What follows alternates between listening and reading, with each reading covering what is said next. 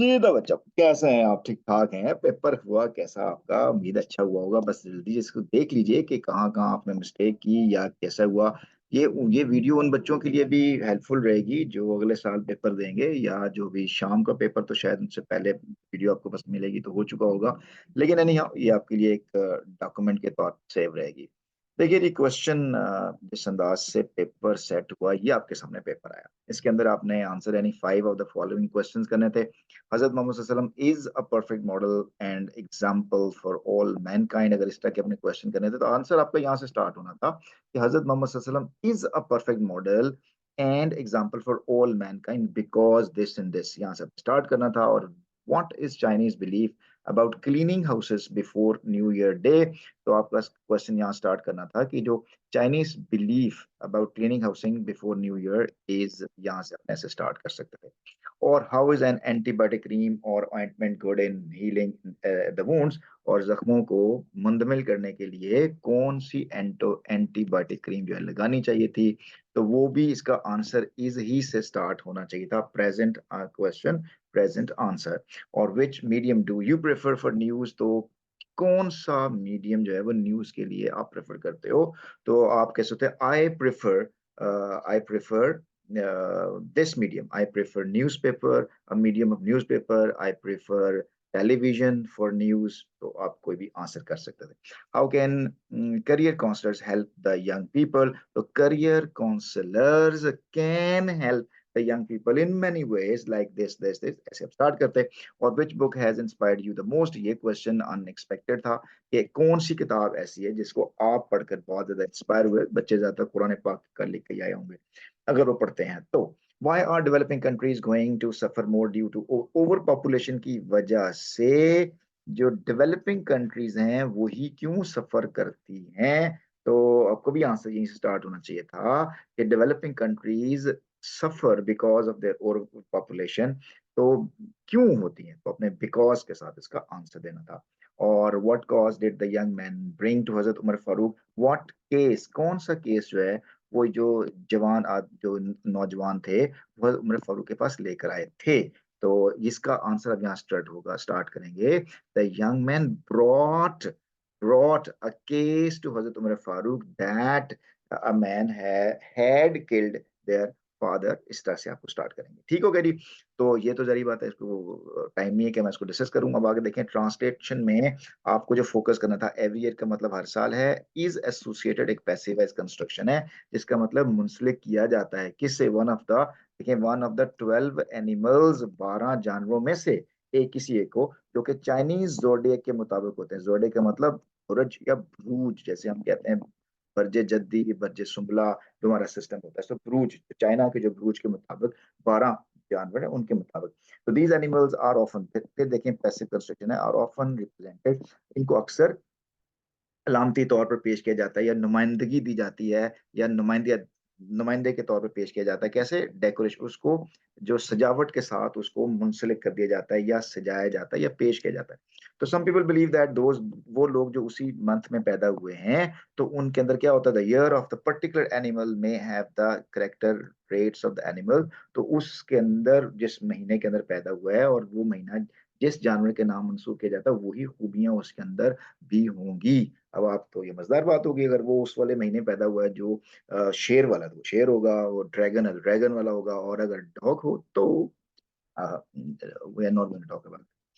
Right on the summary of the poem, the rain की summary आ गई थी। ठीक है, ये डब्ल्यू डेविस की लिखी हुई थी, कॉमन थी, इसके अंदर समरी आपके पास होगा। हम इस पे ज्यादा टाइम खर्च करने वाले हैं। आगे चलते हैं जी। नेक्स्ट हमारे पास है ऐसे, माय हाउस के ऊपर यानी सेंचुरी प्रूवन ऐसे है, मेरा घर जिसमें मैं रहता हूँ। A scene at railway station, railway station पे अगर आजकल जाना बहुत कम होता है तो वहां पे क्या सीन होता है। और माय हॉबी, तो जरी बात है बच्चे ने हॉबी के ऊपर और हाउस के ऊपर लिखा होगा। ऐसे कैसे लिखना है, इसके ऊपर डिटेल चीज आपको मैं पहले बता चुका हूँ, उस पर बात करने की जरूरत नहीं है। कि आपके पास 5 पैराग्राफ होने चाहिए, टॉपिक पैराग्राफ होना चाहिए, 3 मेन पॉइंट्स होना चाहिए, और एंड में कंक्लूजन है, और जरी बात है कोटेशन बीच में कोई ऐड करनी है। ठीक है। अब अगर आप ऐसे नहीं लिख सकते तो फिर आप पैराग्राफ लिखें जो 100 से 150 है। अब देखिए, जब आपने पैराग्राफ लिखना है तो याद रखिए उसके अंदर कोई पैराग्राफ नहीं होंगे, स्टार्ट से आपने 150 जो ना 100 से 150 वर्ड लिखने हैं। यहाँ पर ये होता है कि आपने 200 वर्ड्स तक लिखना। तो डिफरेंस क्या है, इसके अंदर पैराग्राफ्स होते हैं और इसके अंदर पैराग्राफ्स नहीं होते हैं। तो मेरा ख्याल है कि आपको चूंकि पैराग्राफ लिखने की उतनी प्रैक्टिस नहीं होती है, तो ऐसे में कुछ ज्यादा लिखा जा सकता है और ज्यादा लिखने वाले को ज्यादा ज्यादा नंबर मिलते हैं। ठीक है, तो आपको प्रेफर करें कि आप ऐसे ही लिखें, और आप अगर आप पैराग्राफ लिखना चाहते हैं तो फिर पैराग्राफ के को जो प्रोटोकॉल्स होते हैं उसको आपको फॉलो करना चाहिए। खैर जी, आप ये जल्दी देख लें कि जो नरेशन कैसी हुई, अगर ये सेड है, यहाँ से फोकस करना है, सेड पास्ट है, तो आपने इसको विल को वुड में चेंज कर देना है। शी ही के साथ चेंज ही नहीं हुआ, ही शी तो चेंज नहीं हुआ, थर्ड पर्सन है। तो he said that she would go there, full stop inverted commas खत्म हो जाएंगे। He said to me you are not. अब देखें, जब सेड टू मी होता है तो हम इसको टोल्ड मी में कर सकते, ही टोल्ड मी होगा, टोल्ड से टू ही लगाएंगे। तो he told me that, you second person है, मी के साथ चेंज होगा, he told me that I. अब यहाँ पर जो है वो आई के साथ क्या लगता है, एम लगेगा ना, लेकिन चूंकि सेड पास्ट है तो वॉज में चेंज हो जाएगा। He said to me that I was not running very fast. जैसे the mother said shall we, अब देखिए जब shall की बात आती है तो ये क्वेश्चन बन गया। जब क्वेश्चन बन गया और इनमें आपको क्वेश्चन मार्क नजर भी आ रहा है, उसका मतलब है कि हम दैट नहीं लगाएंगे, इफ लगाएंगे। तो द मदर सेड भी नहीं होगा, आस्क्ड आएगा। द मदर आस्क्ड मी, अपने पास से ऐड कर लें ताकि ये आपको जो वी वाली बात है ये क्लियर हो जाएगी। लेकिन ये जो वी फर्स्ट पर्सन है, ये तो चेंज मदर के साथ होगा। तो द मदर आस्क्ड मी, अब वी किसका चेंज होगा, मदर के साथ जो प्रोनाउन है वो तो शी होना चाहिए, लेकिन चूंकि अपने आप को वो वी कह रही है, हम इसको दे के साथ चेंज कर सकते हैं। The mother asked me they if they invited the Qureshis also के साथ आएगा। हमने क्यों इनवाइट को इन्वर्ट किया, क्योंकि यहाँ पे पास्ट टेंस है। तो if she invited the Qureshi also, ये ठीक होगा, ये भी गलत नहीं होगा। आपने वी को द मदर के साथ चेंज करना है, और आप कहें कि यार वो जब मदर अपने आप को वी कह रही है तो जारी बात है वो दे के साथ होगा, ज्यादा होगा। और अगर वो आप शी भी लगा देंगे, I don't think so it would be wrong. Rushana said let us finish our work first. अब देखें यहाँ पे ये आवर का वर्क किसने किसने बोला है, रुशाना ने बोला है। रुशाना तो सिंगल है, तो हम कहते हैं, और ये इसने तजवीज दी है, तो Rushana suggested that, Rushana suggested that that they should, अभी जो आज से किसके साथ चेंज हो रहा है, दे के साथ, तो they should finish their work first. इस तरह से ही said alas we can not defeat our enemies, यहाँ पे देखें सेड है तो आपका कैन नॉट कुड नॉट में चेंज होगा। He exclaimed with sorrow, alas sorrow, he exclaimed with sorrow that they, अब देखिए we he के साथ चेंज होगा, तो हम इसको तो he भी लगा सकते हैं और they भी लगा सकते हैं, बेहतर है कि आप they लगाएं। तो he said, he exclaimed with sorrow that they could not defeat their enemies। इस तरह से he says I hope I'm not late। अब देखें यहाँ पे says present है, बिल्कुल भी tense चेंज नहीं करना। he says that he hopes he is not let. ठीक है, अब देखें ये आई के साथ चेंज होगा, ही के साथ चेंज होगा, ये आई किसका, ये भी शी के साथ ही चेंज होगा। ठीक है ना, सॉरी मैंने ही बोल दिया। तो she says that she hopes she is not let. अगर आप यहाँ पे दैट भी लगा देंगे तो गलत नहीं होगा। ठीक है जी, they say we have done our duty. तो दे से, अब देखिए ये से है, आपने यहाँ पर हैव को चेंज नहीं करना क्योंकि ये सेज प्रेजेंट में। तो they say that they have done their duty, तो ये आवर भी चेंज होगा। इस तरह से ही said do you agree with me. अब देखें यहाँ पे सेड पास्ट है, तो इसका मतलब है कि डू यू एग्री, एग्री को हमने डू यू एग्री को डिड यू एग्री नहीं करना, क्योंकि डू डस का जो जब सेकंड फॉर्म पे जाता है हमने इसकी इंट्रोगेटिव खत्म करनी है। तो ही आस्क्ड, अब किसको पूछा, अब लगा दें he asked me, he asked me if, अब यू किसका चेंज होगा, आई के साथ। तो he asked me if I agreed with me, agreed लगाना यहाँ पे विद, और मी के साथ चेंज होगा, हिम के साथ हो जाएगा। तो he asked if I agreed with him. Clear है जी, तो ये 8 हो गए। इसके बाद ये आपके वो पेयर ऑफ वर्ड्स हैं। अफेक्ट ए वाला वर्ब है, इसका मतलब असर करना होता है। इफेक्ट ये सिर्फ असर है, उसका असर। बर्थ पैदाइश, ये जो सीट होती है ट्रेन को कहते हैं बर्थ, पैदाइश कहते हैं। डाई बहुत हो जाने को, इस डाई को रखने को कहते हैं। ये मीट मिलना, और ये वाला मीट गोश्त। रोल का मतलब किरदार, इस रोल का मतलब रोल नंबर, फहरिस्त में जो नंबर होते हैं। रूट जड़ को कहते हैं, ये रूट रास्ता होता है। वीक कमजोर, वीक हफ्ता। और ये वाला फ्लावर प्रोनाउंसिएशन, फ्लावर आटे को भी कहते हैं, और FLOWR फ्लावर वो भी फूल होता है, और ये फ्लोर फर्श को कहते हैं। और जिंदगी में नशेबो फराज में ऐसे लम्हात भी आते हैं जब इंसान बिल्कुल नाउमीद हो जाता है। तो नशेबो फराज अप्स एंड डाउन, लम्हात मोमेंट्स, नाउमीद डिसअपॉइंट, अंधेरा डार्कनेस, होपलेसनेस। तो मुकाबले की सकत खत्म हो जाती है, मतलब he finds nothing to face anything, he does not find any energy to face the challenge. तो ये अजमत, ग्रेटनेस कहते हैं, खिलाफ, एंटी, अगेंस्ट। और जितनी भी तरक्की हुई, no matter how much progress is made, तो अज़्म हिम्मत, डिटर्मिनेशन, रिजल्ट, नतीजा, अल्लाह इंसान को अता फरमाई, बिस्टोर्ड और ब्लेस्ड, और इंसान को चाहिए ईमानदार है कि should not lose his heart, और मर्दाना वारना का मुकाबला करे, फेस द चैलेंजेस मैनली, और अल्लाह ताला कामयाबी अता करेगा, Allah will grant him success one day. ठीक है जी। चलो जी, ये आ गया जी आपका ऑब्जेक्टिव। तो they dash left Pakistan before the end of the year. देखिए यहाँ पे आपको एक हिंट देख मिलेगा, वो है before the end of the year. इसका मतलब है कि साल के खत्म होने से पहले पहले वो पाकिस्तान छोड़कर चले जाएंगे। अब आपको देखें ये कैसे पता चलेगा कि यहाँ पे चले जाएंगे। अब देखें यहाँ पे एक और आपको बताऊं, ये लेफ्ट लगा हुआ, लेफ्ट किसे कहते हैं, वो आपकी थर्ड फॉर्म है।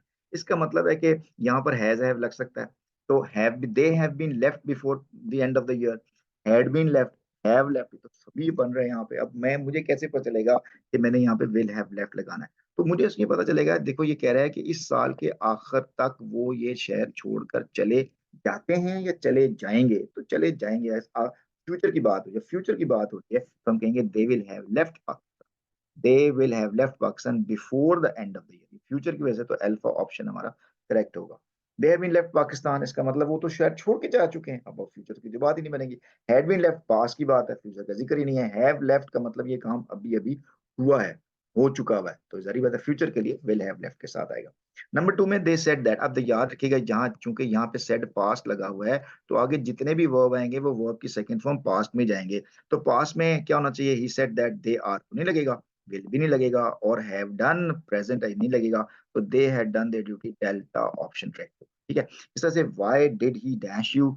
तो अब देखें, याद रखिएगा, जब भी डू डज डिड कहीं भी आए, वर्ब के हमेशा बेस फॉर्म लगती है। इंसल्ट यहाँ पे अल्फा ऑप्शन होगा, इंसल्टेड नहीं हो सकता, इंसल्ट्स नहीं हो सकता, इंसल्टिंग भी नहीं होगा, अल्फा ऑप्शन पे।